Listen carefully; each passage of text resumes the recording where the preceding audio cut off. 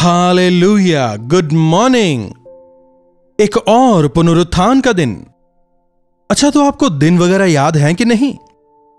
नवंबर की आखिरी तारीख में हम पहुंच गए हैं। इस साल के 11 महीने निकल चुके हैं।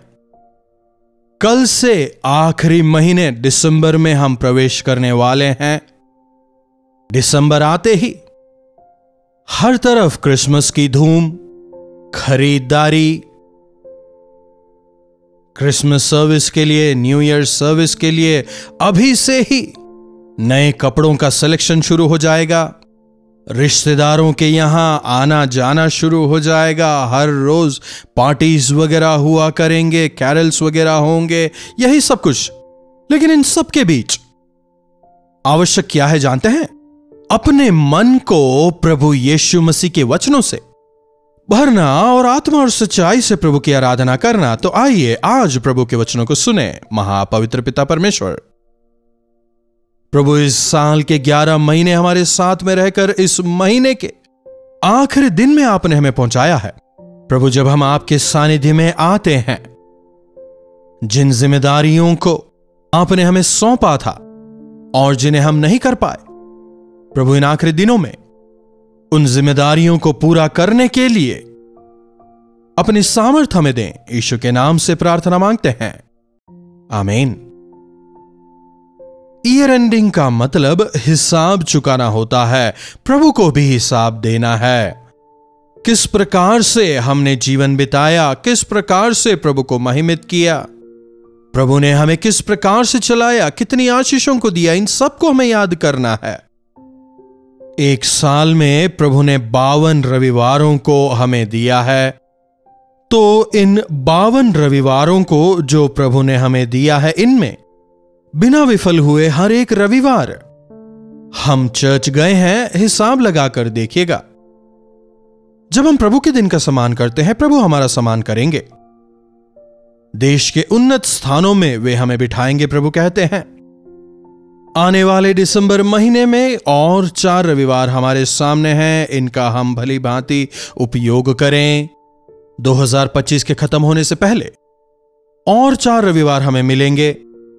इन्हें भी हम प्रभु के सानिध्य में गुजारें। विदाउट फेल हम प्रभु के भवन में जाकर उनकी आराधना करें। अगर हम हमारे जीवनों में आशीष पाना चाहते हैं तो हमें चर्च जाना होगा। एक वचन देखिएगा, इब्रानियों की पत्री 10वां अध्याय उसकी 25वीं आयत से, और एक दूसरे के साथ इकट्ठा होना ना छोड़ो, जैसा कि कईयों की रीति है। प्रभु के संतानों के तौर पर, एक परिवार के तौर पर, एक समाज के तौर पर जहां हम सभी मिलते हैं, वही है प्रभु का भवन।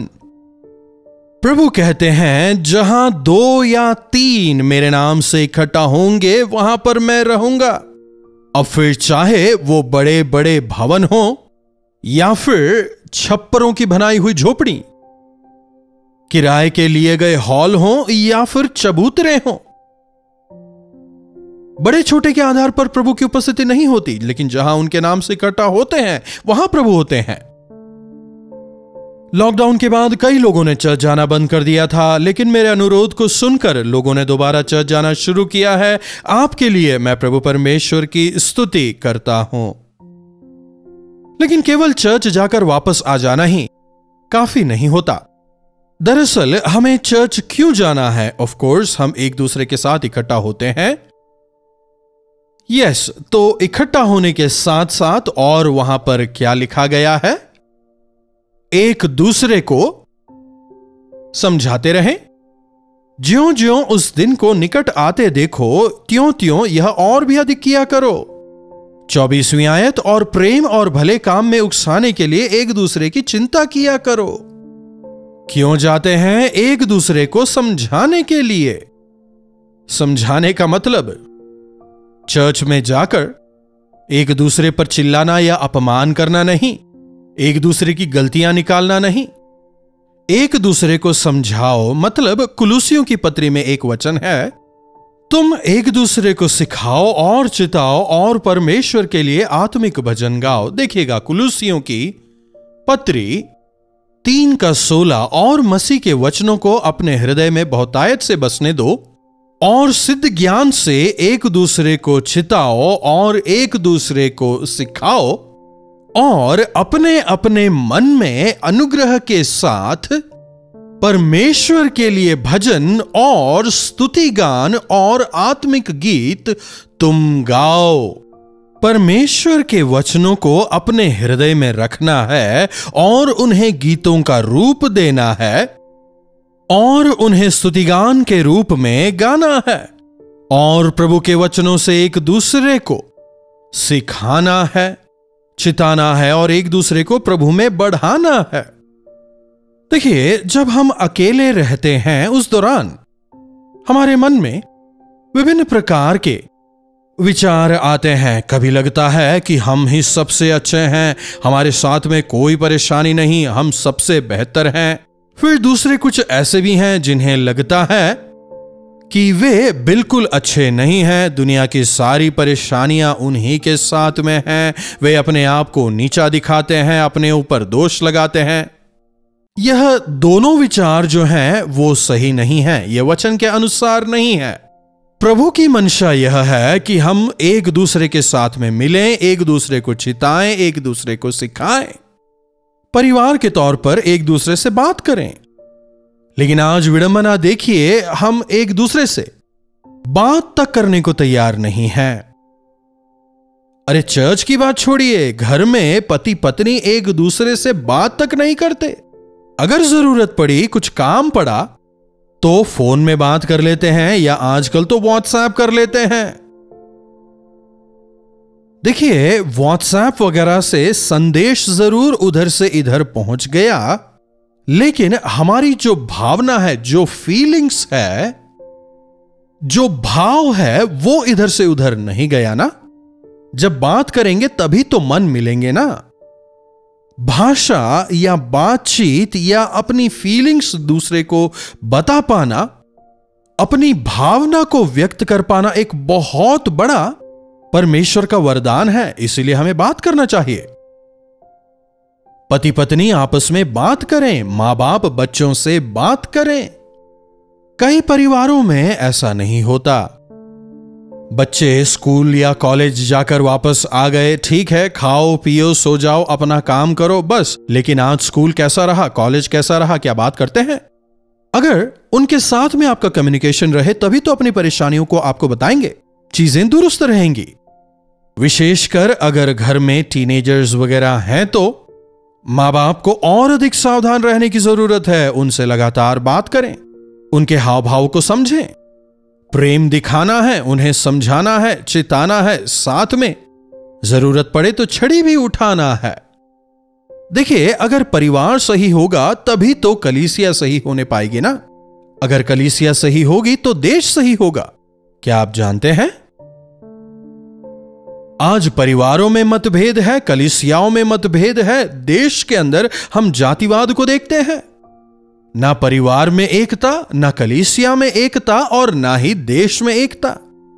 परमेश्वर चाहते हैं कि हम एक मन होकर रहें, एक मन से प्रार्थना करो, एक होकर तुम प्रार्थना करो। प्रेम दिखाओ, प्रेम बांटो, प्रेम दिखाने में तत्पर रहो, भले काम करने के लिए तत्पर रहो, एक दूसरे को सिखाओ। चलो हम मिलकर किसी ऑर्फनेज में जाते हैं, क्यों ना हम मिलकर किसी ओल्ड एज होम में जाते हैं, वहां जाकर प्रभु के प्रेम को हम उनके साथ में बांटें, प्रभु की भलाइयों को, प्रभु की अच्छाइयों को उनके साथ में बांटें। ऐसी इच्छा हम में होनी चाहिए। अगर कलीसिया में कोई मृत्यु हो तो पूरी कलीसिया उस घर में इकट्ठा हो, उन्हें तसल्ली देने के लिए। अगर कोई विवाह हो तो पूरी कलीसिया उस परिवार के साथ में खुशी मनाने के लिए वहां हो। यही तो कलीसिया है। कलीसिया के अंदर इस प्रकार का मेल भाव होना चाहिए। लेकिन विडंबना देखिए, मेल भाव छोड़िए, कई लोग चर्च जाना तक पसंद नहीं करते और फिर जो चर्च जाते हैं वे दूसरे विश्वासियों के साथ में मेलजोल नहीं रखना चाहते। याद रखें, मसीह के अन्य संतान आपके बंधु हैं। जो लोग प्रभु यीशु मसीह से वाकई में प्रेम करते हैं वे लोग ही वास्तव में हमारे बंधु हैं। मसीह में वे हमारे भाई बहन हैं। आपके मित्र का मित्र आपका क्या होगा? वो आपका भी मित्र होगा ना। बिल्कुल इसी प्रकार से प्रभु का जो मित्र है वो आपका भी मित्र होगा। हम सब प्रभु यीशु मसीह में एक हैं। और मित्रों का संबंध कैसे होता है? हम सब आपस में बैठते हैं, बात करते हैं, आपस में सलाह मशवरा करते हैं, और जब हम विश्वासी हों तो साथ में बैठकर बात करेंगे, प्रार्थना करेंगे। इसीलिए हमें चर्च जाना है। हमेशा अकेले अकेले अकेले अकेले क्या करेंगे? एक अकेला व्यक्ति क्या करने पाएगा? अकेले रहना ठीक नहीं करके परमेश्वर ने आदम के लिए हव्वा को तैयार किया। क्या सिर्फ 2 ही काफी हैं? नहीं, कहते हुए परमेश्वर ने उन्हें संतान दिए और उनसे कहते हैं फलो फूलो और पृथ्वी भर में फैल जाओ। वे बढ़ते गए, लेकिन एक गलती उन्होंने की। वे फले और फूले लेकिन फैले नहीं। एक ही जगह पर बस गए और वो परमेश्वर के सामने परमेश्वर को चैलेंज करने लगे। निम्रोद के समय यही तो हुआ, हम आकाश तक गुम्मट बनाएंगे। आज शहरों में देखिए यही तो हो रहा है। अपार्टमेंट्स पर अपार्टमेंट, ऊंची ऊंची इमारतें, छोटे से भूभाग पर सैकड़ों हजारों मकाने। पानी की कमी नहीं होगी। पेड़ों को काटेंगे तो क्या साफ हवा की कमी नहीं होगी? क्या इससे वातावरण प्रभावित नहीं होगा? प्रभु ने हमें इतनी बड़ी धरती दी, लेकिन मनुष्यों को देखिए, वे बुराई करने के लिए इकट्ठे रहना चाहते हैं, अच्छाई के लिए नहीं। लेकिन जब हमारे मनों में यीशु मसीह होते हैं, यीशु मसीह के द्वारा बचाए गए लोग जब इकट्ठे होते हैं, जब हम एक मन होकर प्रार्थना करते हैं, तो चमत्कारों को देखेंगे। आदि कलीसिया जब प्रार्थना करती है, बड़े बड़े चमत्कार होते हैं। कलीसिया ने जब मिलकर प्रार्थना की, परमेश्वर के सेवकों को सामर्थ्य मिली और जहां कहीं उन्होंने प्रचार किया वहां बेधारी आई। आज बेधारी सभाओं के नाम पर कई मीटिंगों का आयोजन होता है, लेकिन वास्तविक बेधारी कहां नजर आती है? बहुत हो हल्ला होता है, शोरगुल होता है, उत्सव होता है, महोत्सव का माहौल होता है, लेकिन वास्तव में टूटे हुए मन के साथ में अपने पापों का अंगीकार कर मसीह के लिए जीवन बिताने वाले कम हैं। प्रचार करने वाले लोगों की कोई कमी नहीं, लेकिन प्रचार किए गए उस वचन के अनुसार जीने वाले काफी कम हैं। प्रभु के भवन में प्रभु चमत्कार करते हैं। अगर ऐसा विश्वास हम में ना हो, जब हम प्रभु के भवन में जाते हैं, प्रभु का प्रेम हमें भले कार्यों को करने के लिए विवश करता है, और उन भले कामों को करने के लिए प्रभु का आत्मा हमें बलवंत करता है। ऐसा विश्वास हम में ना हो तो हमें नुकसान होगा। जब आप प्रभु के भवन में जाते हैं, वहां पर आपका कोई एक्सक्लूसिव फ्रेंड ना हो। चर्च के तमाम सदस्य आपके मित्र ही हैं। प्रभु के सेवक का सम्मान करें और उनसे प्रेम करें। विश्वासियों के बीच में गहरा प्रेम हो, तब वो संबंध मीठा संबंध होगा, तब वो संबंध दृढ़ संबंध होगा और शैतान हमारे बीच कार्य नहीं करने पाएगा। जब आप प्रार्थना करेंगे, व्यक्तिगत तौर पर आप इसका अनुभव करने पाएंगे। प्रभु के अनुग्रह से नवंबर के आखिरी दिन में हम आ गए हैं। कल से नया महीना लग जाएगा। हर जगह क्रिसमस की तैयारियां शुरू हो जाएंगी। विभिन्न चीजों में हम व्यस्त हो जाएंगे, लेकिन इन सब के बीच यीशु मसीह के जन्म का जो वास्तविक संदेश है, उस संदेश को हम भूल ना जाएं। कई लोग आज ऐसे हैं जो मसीह यीशु को नहीं जानते। उन तक प्रभु के प्रेम को फैलाने की जिम्मेदारी हम पर है। मसीह यीशु के जन्म का उत्सव जरूर मनाएं, लेकिन साथ ही उनके समान जीवन बिताएं और उनके प्रेम को दूसरों तक पहुंचाने का हर संभव आप प्रयास करें। प्रार्थना। महापवित्र पिता परमेश्वर, प्रभु एक बार फिर से आपके वचनों द्वारा व्यवस्थित रूप से चर्च जाने की आवश्यकता को दोबारा आपने हम पर जाहिर किया। आपका धन्यवाद। प्रभु, इस साल के 11 महीने तक आपने हमें सुरक्षित रखा और 11वें महीने के अंतिम दिन में आपने हमें पहुंचाया। आपका धन्यवाद। जबकि इस दिसंबर महीने में हम कदम रखते हैं, हमारी मदद करें इस उत्सव के माहौल में। हम आपके वास्तविक संदेश को भूलने वाले ना हो, बल्कि हर जगह आपको प्रकट करने का अनुग्रह हमें दें। यीशु के नाम से प्रार्थना मांगते हैं, आमीन। अब हमारे पिता परमेश्वर का प्रेम, प्रभु यीशु मसीह का अनुग्रह, पवित्र आत्मा की संगति और सहभागिता हम में से प्रत्येक के साथ आज, कल और सर्वदा बनी रहे, आमीन। प्रभु परमेश्वर की महिमा हो। अपने प्रार्थना विषयों को आप हमें 9884907779 पर व्हाट्सएप वॉइस मैसेज या टेक्स्ट के जरिए भेजें। हम अवश्य आपके लिए प्रार्थना करेंगे। प्रभु जरूर आपके जीवनों में चमत्कार करेंगे।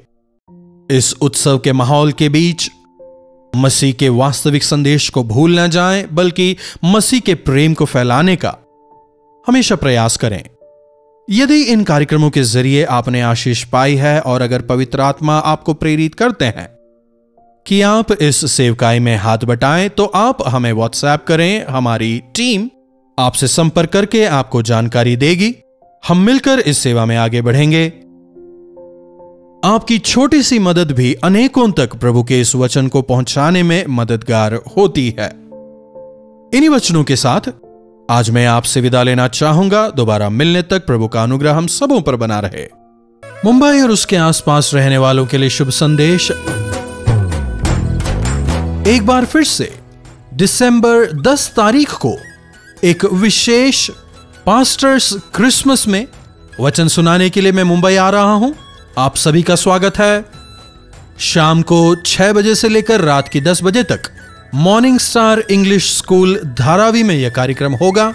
क्रिसमस के उपलक्ष्य पर इस विशेष कार्यक्रम का हम आयोजन कर रहे हैं। आप सभी इसमें आमंत्रित हैं। मिलकर प्रभु की स्तुति करेंगे। अधिक जानकारी के लिए नीचे दिए गए फोन नंबर पर आप फोन कर सकते हैं या फिर QR कोड भी आप स्कैन कर सकते हैं।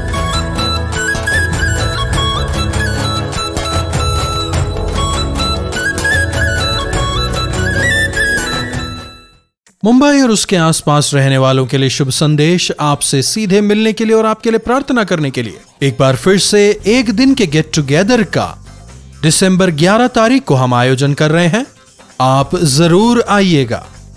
हमारे टीवी के और सोशल मीडिया के श्रोताओं से सीधे मिलकर प्रार्थना करने के लिए, वचन सुनाने के लिए हम आपके पास आ रहे हैं। रहतौर मेमोरियल मेथोडिस्ट चर्च में, रहतौर memorial Methodist church, station road, Parel, Mumbai. अगर इस विषय में आप अधिक जानकारी चाहते हैं 8939393939 नंबर पर फोन करें या QR कोड को आप स्कैन कर सकते हैं। समय रहेगा शाम के 6 बजे से लेकर रात को 11 बजे तक। जरूर आए, प्रभु की आशीषों को पाएं।